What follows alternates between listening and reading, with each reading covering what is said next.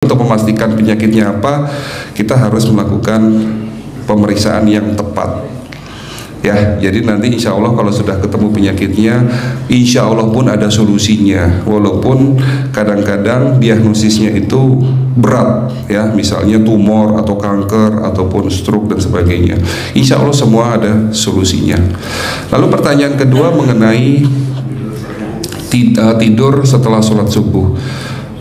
Usia 50 tahun ke atas atau bahkan usia 40 tahun ke atas memang risiko terhadap penyakit diabetes itu meningkat, ya.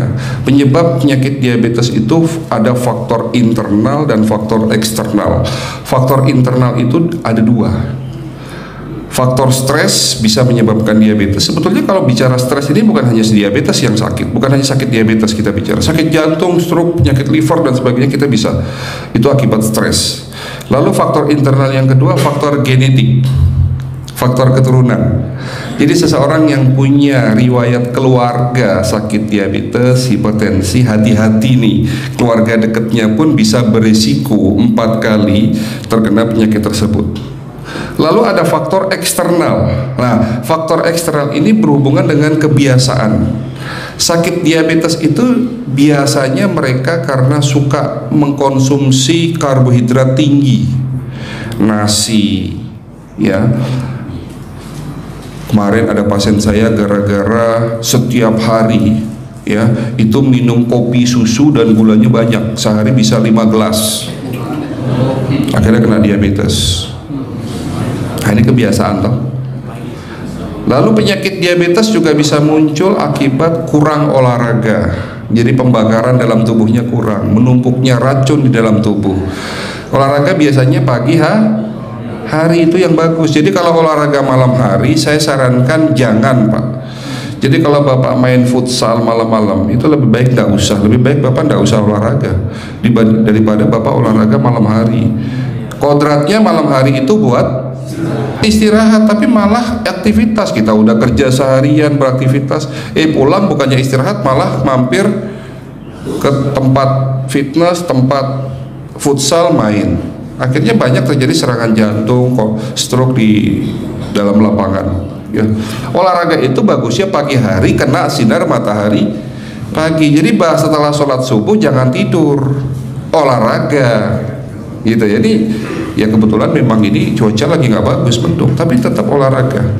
Jadi kalau kita tidur pagi itu bukan hanya meningkatkan risiko sakit diabetes, tapi penyakit-penyakit yang lain. Dan satu hal, Rasulullah mengatakan jika kita tidur setelah sholat subuh akan meningkatkan risiko pikun, Pak. Pikun loh, Bu. Ya, Pak, gampang pikun. Lah kalau kita sholat subuh menjelang maghrib setelah asar, apa yang terjadi? Islam melarang, kita dilarang oleh Nabi kita tidur menjelang maghrib, betul? Bukan karena nanti ketindihan setan, bukan ya. Secara medis diketahui bahwa orang yang kebiasaan tidur antara asar sampai maghrib itu akan menurunnya daya tahan tubuh. Jadi gampang sakit infeksi, Pak, kalau Bapak tidur menjelang maghrib. Kalau sekali lagi setelah sholat subuh gampang pikun, aliran darah ke otak itu tersumbat, ya, jadi stroke penyakitnya. Tapi kalau tidur setelah asar sebelum maghrib, itu daya tahan tubuh kita akan menurun. Jadi gitu ya jawabannya, Bu. Jadi untuk kasus pertama, ya silahkan informasikan kepada kenalan ibu, ya harus diperiksa apa penyebab pastinya. Nanti kalau sudah tahu penyebab pastinya, insya Allah kita akan obati. Mungkin terakhir, ya silahkan. Ada 2 pertanyaan. Yang pertama itu, ini mungkin mewakili dari Bapak Ibu muda ya, Pak. Yang pertama itu bahwa ada anjuran Rasulullah untuk mentahnik anak ketika baru lahir. Untuk tahnik, jadi kurma dikunyah kemudian diberikan, atau madu ya diberikan kepada anak. Menurut pandangan dokter itu bagaimana? Itu yang pertama. Yang kedua, yang mungkin saat ini masih jadi polemik adalah mengenai imunisasi. Karena tadi dokter bilang bahwa polio di Indonesia itu sudah tidak ada, tapi sampai saat ini kita masih imunisasi polio dan segala macam. Banyak sekali rentetan, bahkan banyak dok sampai usia 12 tahun pun masih ada imunisasi. Nah, dua itu aja dok. Terima kasih. Iya, ini pertanyaan kedua ini sulit dijawab nih Pak. Karena terus terang kalau saya ngomong begini lalu ada yang dengar dari Dinkes, saya ditegur. Ya terus terang. Ya terus terang anak saya nggak vaksin.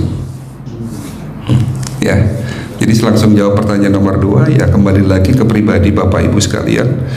Ya, silahkan mau vaksin, silahkan tidak. Tapi kalau saya berbicara sebagai dokter yang tentunya pure dokter, ya silahkan vaksin. Karena vaksinasi itu fungsinya untuk kekebalan pasif. Tapi kalau saya berdiri di sini sebagai pengobat ahli pengobatan naturopati, lebih baik kuatkan daya tahan tubuh anak Bapak dengan apa yang sudah dianjurkan Rasulullah, yaitu adalah madu, buah kurma, dan buah-buahan lain. Itu lebih baik daripada vaksinasi. Jadi benar ya, secara medis jika anak kita lahir dioleskan madu ya di bibirnya, tapi jangan banyak-banyak karena itu madu masih agak sensitif, keras buat lambung bayi. Atau kurma, lebih baik kurma, itu akan meningkatkan daya tahan tubuh, ya akan memicu munculnya keluar atau sebagai imunisasi alami, ya. Jadi itu benar, tidak hoax ya. Masalah vaksin kembali lagi ini menjadi fenomena, bukan hanya masalah itu, tapi juga beredar isu vaksinasi ini apakah halal atau tidak gitu loh. Itu kemarin kan seperti itu ya.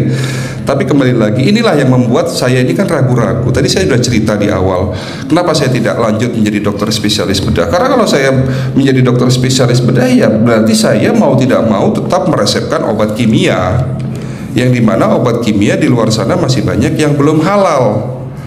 Kemarin tanggal 5 kemarin, Unisula, Universitas Islam Sultan Agung Semarang membuat satu seminar besar yang judulnya, yang temanya berkaitan dengan kehalalan obat zaman sekarang. Dan kesimpulannya masih banyak obat-obat yang tidak halal di sekitar kita. Ya, saya kembali lagi keyakinan Bapak Ibu sekalian, saya tidak bisa mengatakan kalau obat halal itu ya haram, obat yang tidak halal itu apakah haram, itu saya kembalikan lagi keyakinan. Tapi kalau ada ragu-ragu dalam kita, itu Rasulullah mengatakan itu kan sifatnya subhat, ya tinggalkan. Jadi kalau ada keraguan-raguan, kalau Bapak di sini mau vaksin atau tidak, ada ragu-ragu, mantap tinggalkan. Itu saja menurut saya. Kalau berbicara dari masalah itunya. Tapi kalau Bapak mantap bahwa vaksinasi ini baik buat anak Bapak, silahkan lakukan. Karena sekali lagi ada plus minus. Bagaimanapun yang namanya vaksin buatan manusia, Pak, pasti ada plus minusnya.